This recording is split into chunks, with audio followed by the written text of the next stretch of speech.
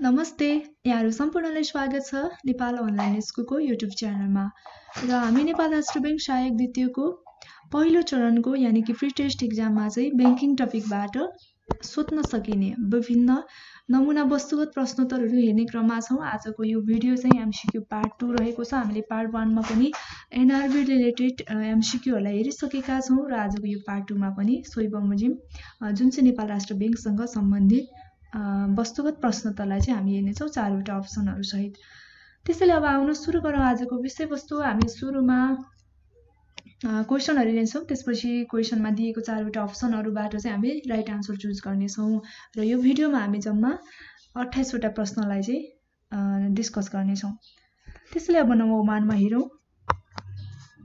तल दिएका मध्ये सञ्चालकको योग्यता कुन हो अथवा सञ्चालकको क्वालिफिकेसन चाहिँ कति हो भनेर प्रश्नले सोधेको छ। सुरुमा अप्सनहरु हेरौं। अप्सन नम्बर ए नेपाली नागरिकता भएको अथवा नेपाली नागरिक भएको हुनु पर्यो। अप्सन बी उच्च नैतिक चरित्र भएको।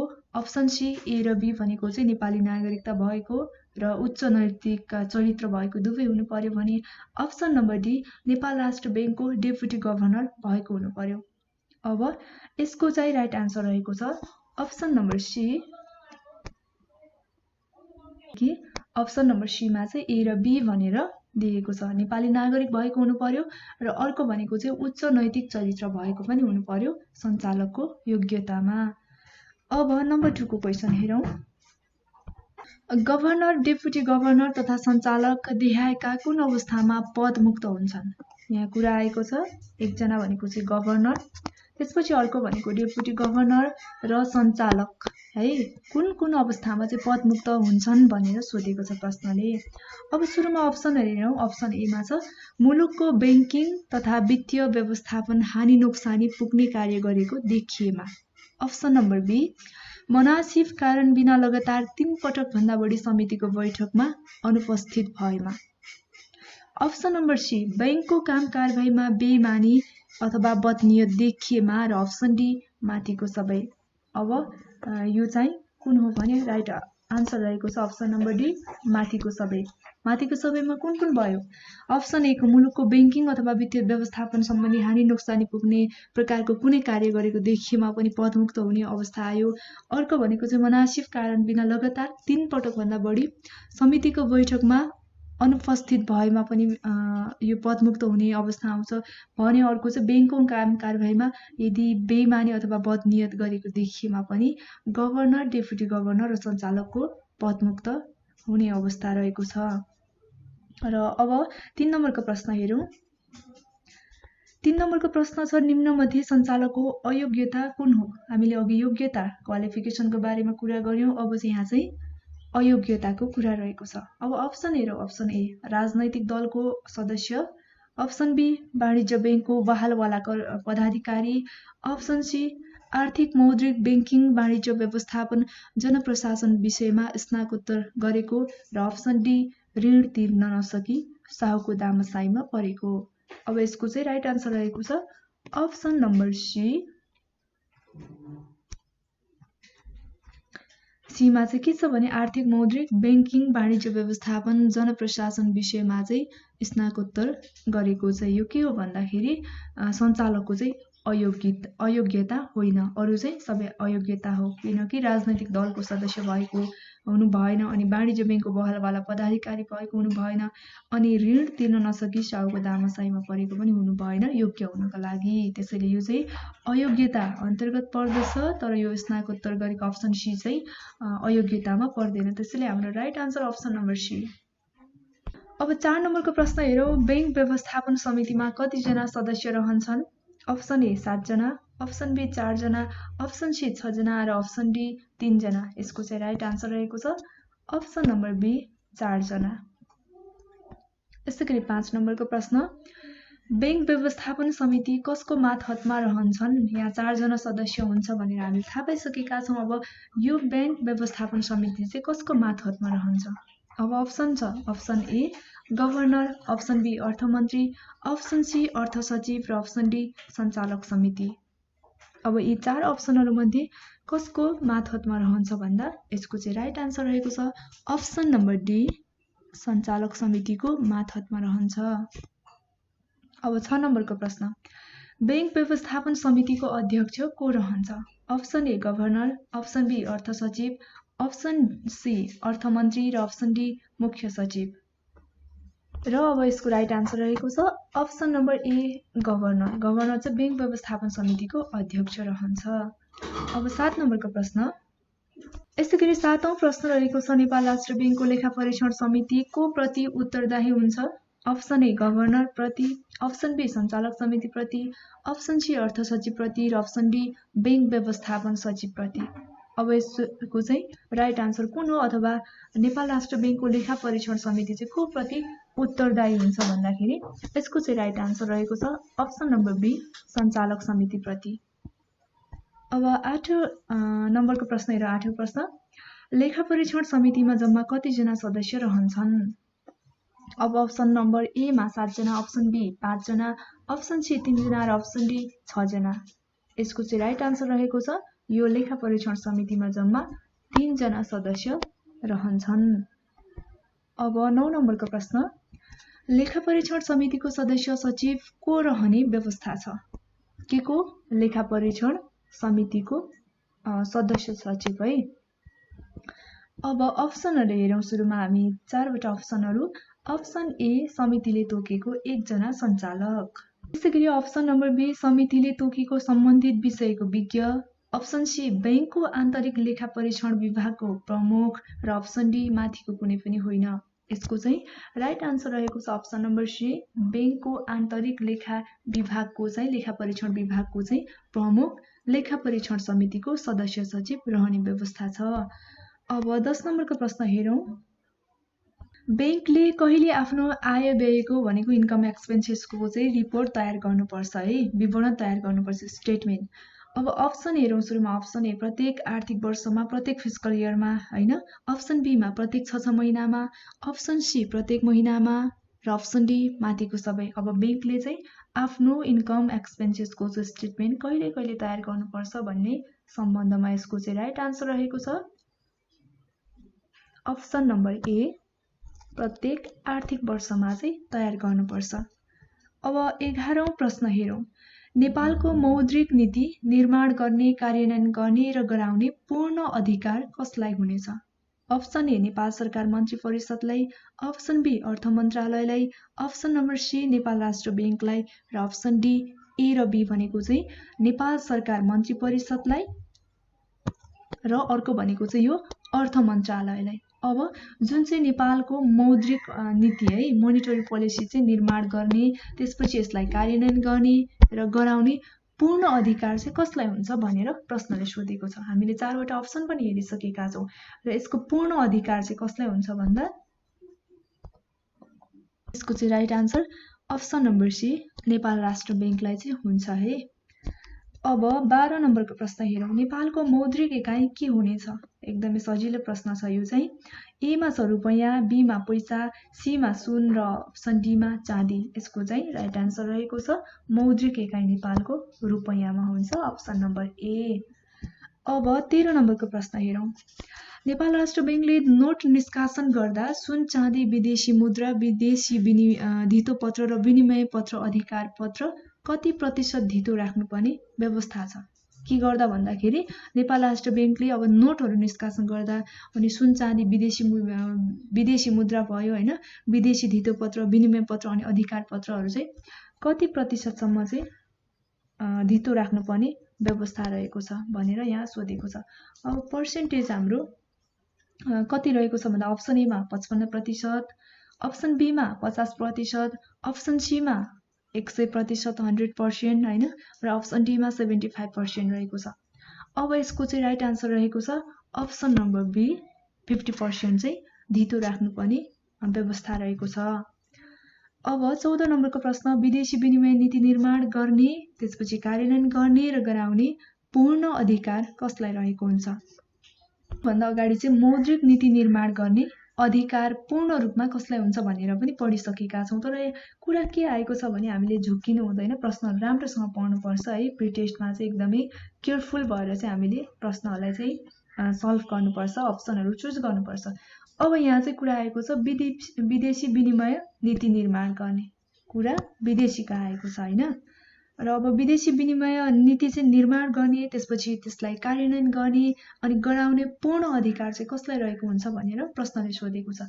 अब अप्सन हेरौँ सुरुमा। अप्सन ए अर्थ मन्त्रालय, अप्सन बी नेपाल राष्ट्र बैंक, अप्सन सी ए र बी भनेको चाहिँ अर्थ मन्त्रालय, त्यसपछि यो बी भनेको चाहिँ नेपाल राष्ट्र बैंक दुवैले भनेको, र अप्सन नम्बर डी चाहिँ माथिको कुनै पनि होइन है।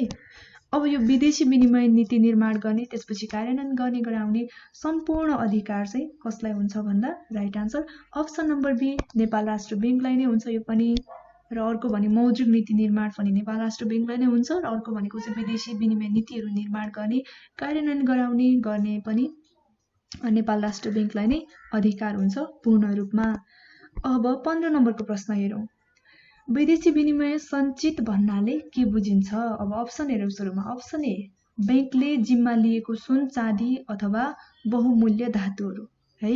अप्सन बी बैंकको खातामा जम्मा रहेको विदेशी मुद्रा, अप्सन सी बैंकको नाममा विदेशी बैंक खातामा रहेको विदेशी मुद्रा, र अप्सन डी माथिको सबै। अब विदेशी विनिमय सञ्चित भन्नाले चाहिँ हामीले के बुझ्नुपर्छ भने option number D right answer माथिको सबै। माथिको सबैमा हाम्रो के पर्यो त?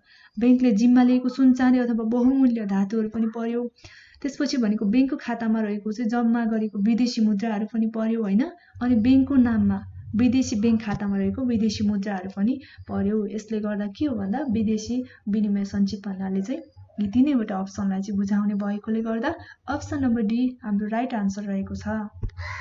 अब 16 नम्बरको प्रश्न हेरौँ। 16 नम्बरमा चाहिँ के प्रश्न छ भने नेपालको बैंकिङ तथा वित्तीय प्रणालीको सम्वर्धनको लागि सूचना नेटवर्कको स्थापना कुन निकायले गर्दछ?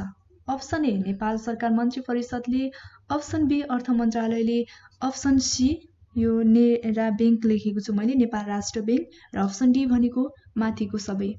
अब जुन चाहिँ नेपालको बैंकिङ अथवा वित्तीय प्रणालीको सम्वर्धनको लागि चाहिँ सूचना नेटवर्कको स्थापना कुन निकायले गर्छ भन्दाखेरि अप्सन नम्बर सी नेपाल राष्ट्र बैंकले गर्दछ। यसको right answer option number C हो। अब 17 नम्बरको प्रश्न हेरौँ। नेपाल राष्ट्र बैंक अथवा एनआरबीले देखाएका कुन अवस्थामा वाणिज्य बैंकलाई आफ्नो नियन्त्रणमा लिई कार्य अघि बढाउन सक्छ? अब अप्सन हेरौँ है। अप्सन ए पूर्ण वा आंशिक रूपमा आफ्नो दायित्व भुक्तानी गर्न नसकेमा, अप्सन बी खुद सम्पत्ति भन्दा दायित्व बढी भएमा, अप्सन सी बैंकले समयमा आर्थिक प्रतिवेदन नबुझाएमा, र अप्सन डी ए र बी दुवै भनेको चाहिँ यो ए अप्सन र बी अप्सन है। यसको चाहिँ राइट आन्सर रहेको छ अप्सन नम्बर डी ए र बी दुवै, जुन चाहिँ पूर्ण अथवा आंशिक रूपमा आफ्नो दायित्वहरू भुक्तानी गर्न नसकेमा र खुद सम्पत्ति भन्दा चाहिँ यदि दायित्व बढी भएमा पनि नेपाल राष्ट्र बैंकले वाणिज्य बैंकहरूले आफ्नो नियन्त्रणमा लिएर काम चाहिँ अघि बढाउन सक्छ। अब 18 नम्बरको प्रश्न। एनआरबीले कहिले आफ्नो वार्षिक प्रतिवेदन सरकार समक्ष पेश गर्नुपर्छ? अप्सन ए प्रत्येक आर्थिक वर्षको अन्तमा, अप्सन बी आर्थिक वर्ष समाप्त भएको 1 महिनामा, अप्सन सी आर्थिक वर्ष समाप्त भएको 4 महिनाभित्र, र अप्सन डी आर्थिक वर्ष समाप्त भएको 15 दिनभित्र। यसको चाहिँ राइट आन्सर रहेको छ अप्सन नम्बर सी आर्थिक वर्ष समाप्त भएको 4 महिनाभित्रमा चाहिँ नेपाल राष्ट्र बैंकले आफ्नो वार्षिक प्रतिवेदनहरू चाहिँ सरकार समक्ष पेश गर्नुपर्छ। यसै गरी 19 नम्बरको प्रश्न छ। एनआरबीले देखाएका कुन प्रतिवेदन सरकार समक्ष पेश गर्नुपर्छ?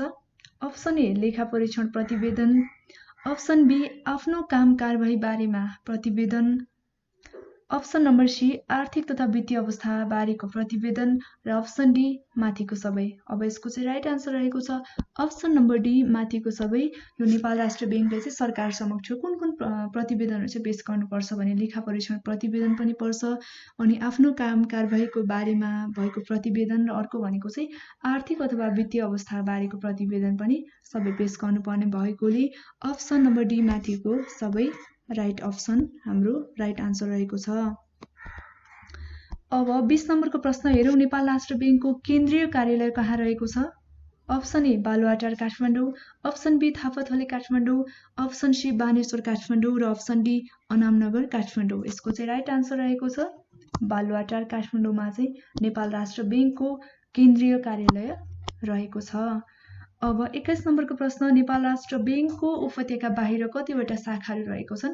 काठमाडौँ भ्याली भन्दा बाहिर चाहिँ कतिवटा ब्रान्चहरू रहेको छ भन्दा अप्सन ए 4 वटा, अप्सन बी 7 वटा, अप्सन सी 5 वटा र अप्सन डी 6 वटा। अब यसको चाहिँ राइट आन्सर रहेको छ अप्सन नम्बर बी 7 वटा, जुन चाहिँ काठमाडौँ भ्याली भन्दा बाहिर।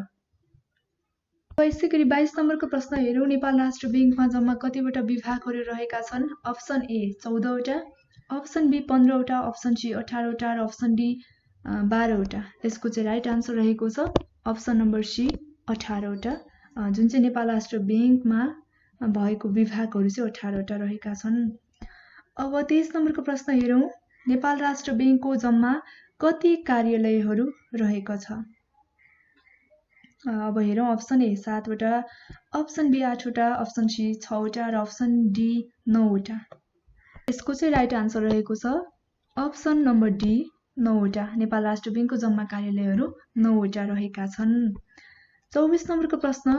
नेपाल राष्ट्र बैंकमा कतिजना डेपुटी गभर्नर रहने व्यवस्था छ? अप्सन ए 5 जना, अप्सन बी 3 जना, अप्सन सी 2 जना र अप्सन डी 1 जना। अब यसको राइट आन्सर रहेको छ अप्सन नम्बर सी 2 जना हुन्छन् डेपुटी गभर्नर, 2 जना रहने व्यवस्था छ। अब 25 नम्बरको प्रश्न हेरौँ। सञ्चालक समितिको अवधि कति हुन्छ अथवा कार्यकाल कति हुन्छ भन्दा अप्सन ए मा 4 वर्ष, अप्सन बी 5 वर्ष, अप्सन सी 6 वर्ष र अप्सन डी 3 वर्ष। यसको राइट आन्सर रहेको छ अप्सन नम्बर बी 5 वर्ष, जुन चाहिँ सञ्चालक समितिको अवधि है। अब 26 नम्बरको प्रश्न हेरौँ। नेपाल राष्ट्र बैंक सञ्चालन सम्बन्धी सम्पूर्ण नीति, नियम, निर्देशन र निर्णय कसले गर्दछ? अप्सन ए गभर्नरले, अप्सन बी व्यवस्थापन समितिले, अप्सन नम्बर सी सञ्चालक समितिले र अप्सन नम्बर डी ए र बी ले। भनेको चाहिँ ए मा हाम्रो गभर्नरले अनि बी मा भनेको चाहिँ व्यवस्थापन समितिले चाहिँ गर्दछ भनेको छ अप्सन डी ले।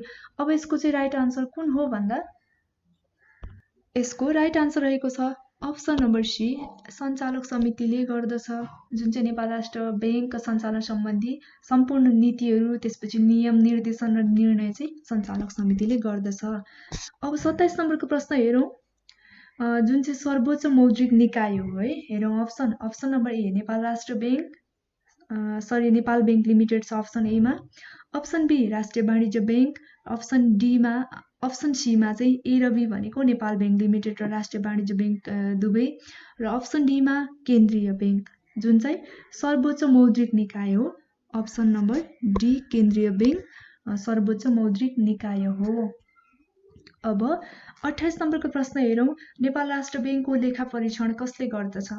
अप्सन ए महालेखा नियन्त्रकले, अप्सन बी बैंकद्वारा नियुक्त गरिएका लेखा परीक्षकले, अप्सन सी महालेखा परीक्षकले र अप्सन डी स्वतन्त्र लेखा परीक्षकले। यसको चाहिँ राइट आन्सर रहेको छ अप्सन नम्बर सी महालेखा परीक्षकले गर्दछ नेपाल राष्ट्र बैंकको लेखा परीक्षण। र हामीले आजको यो भिडियोमा चाहिँ जम्मा 28 वटा प्रश्नहरू हेरिसकेका छौँ, जुन नेपाल राष्ट्र बैंकसँग सम्बन्धित रहेको छ र हामीले बुझ्नै पर्ने एकदमै महत्त्वपूर्ण प्रश्नोत्तर रहेको छ। यो प्री टेस्टको लागि एकदमै मोस्ट इम्पोर्टेन्ट पनि रहेको छ। र आजको भिडियो यति नै, र अर्को भिडियोमा चाहिँ हामी नयाँ टपिकको साथमा उपस्थित हुनेछौँ MCQहरू लिएर। तपाईँको बाँकी पल शुभ रहोस्। हवस् त, नमस्ते।